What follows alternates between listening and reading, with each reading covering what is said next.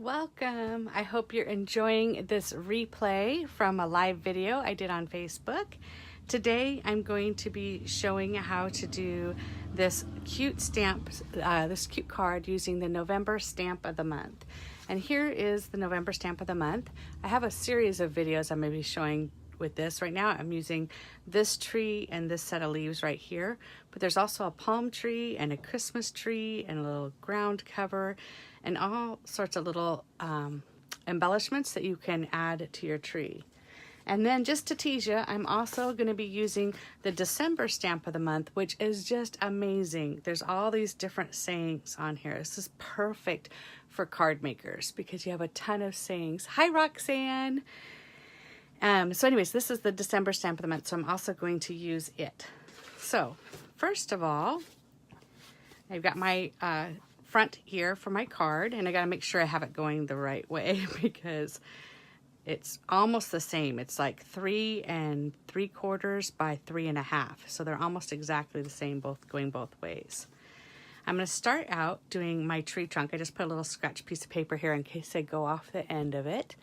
And I'm going to start with the tree stamp and my espresso ink pad. So I'm just going to stamp up the tree here.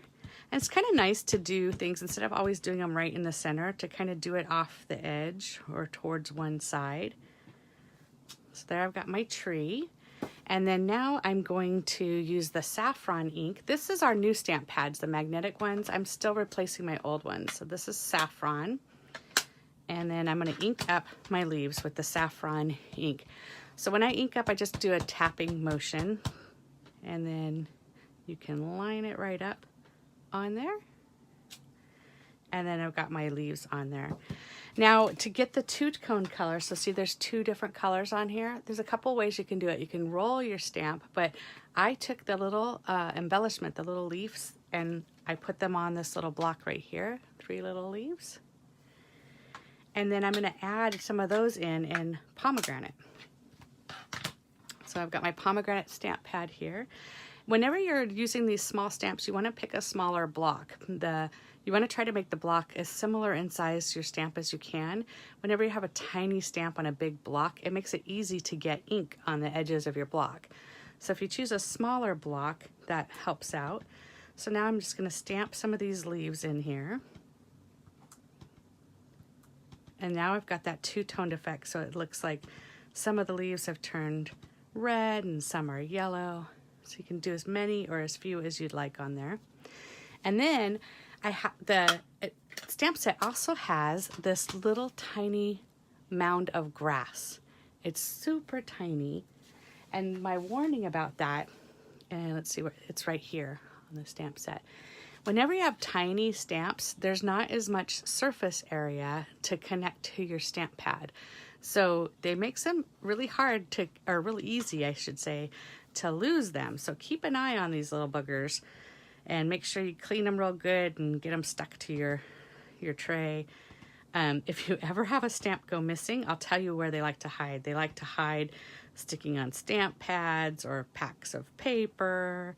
I very rarely actually drop one on the floor. It's usually stuck to something else that was on my table.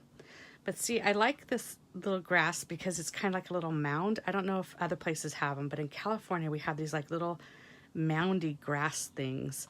Usually they're real long and wispy, and so you can just kind of keep putting it here, making it mound up, making it go higher and lower, and you can extend it out if you'd like. It's kind of up to you, and you can just keep building on it till you get it to how you like it. So there's our little mound of grass. And then for the December stamp of the month, I'm using this Thinking of You. Now I've never used this stamp before, so I always tell people that the first time you use a stamp, you should ink it up and stamp it and see how it works. The other thing you should do is through the process of making the stamp, sometimes there's a film on it, or I don't know what to call it, but so you can season your stamps by inking them and stamping them a few times. Like that one stamped perfectly first time out. But if it didn't, you can also rub it on your skin. I know that's random, huh? Or you can use a white eraser and just kind of erase off on it just to get that film that happens in the manufacturing process off of it. And then you can ink it and stamp it again. So you kind of get an idea of how it stamps, and then you get an idea about how big it is so you can figure out your placement of it. So it should fit real nicely right here.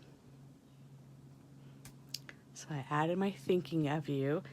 And then now all we have to do is assemble our card. Pretty quick and easy.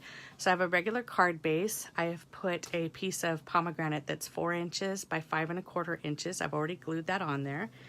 And then I have a piece, this is from the Grateful Heart paper pack. And then this is the zip strip, or the top piece on the paper that I cut it off to put it on here. And now we'll just kind of assemble everything. Roxanne, are you getting any crafting done over this weekend? Or are you crafted out from all your craft fairs? Add this on here.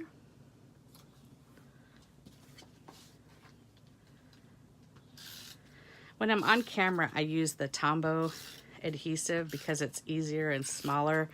I can work on it here. Primarily though, I'm kind of addicted to the big HEG guns. I like the strength of the adhesive that comes on there. But one trick is that when you are using any kind of adhesive, whether it's this kind or the ATG kind, part of the way it adheres has to do with the pressure. So if you get just a rubber brayer and push it down, that's really going to help it get a nice adhesion to your card. And then we can add a little zip strip on here. This one's a little different than the other card I made. I was just using a different zip strip. And so then now you can see a couple different versions of the same card. Now I would love for you guys to share this video, and so I'm having a contest right now, so if you share the video and then you come back here and you say shared, then I'm gonna put you in a drawing, and I'm giving away one of the kits from my last workshop. I'm also making a video using all the projects in the kit, and there was like 6 projects in there. I think there was 2 gift bags, a gift card holder, a nugget box, and 2 cards. I don't know if that adds up to 6 because I wasn't counting while I was saying it. But anyways, so there's a couple ideas there for you. So share the video and I'll put you in the contest to win a kit. Here's another card featuring the stamp of the month. And then everybody who purchases the stamp of the month from me, you will get a kit to make this card. So I will send it out to you. The zip strips will be different. I have a lot of this one because that's the first one I started out with. And then I ran out, so then I'm substituting either ribbon or another type of zip strip. So let's see. Roxanne needs to make some cards today. Oh, good. I hope my video inspires you. So, good job, Roxanne. Thank you for sharing it. So have fun, and I will be sharing more videos using the November stamp of the month so you can really get your money's worth. I'll see you soon. Bye.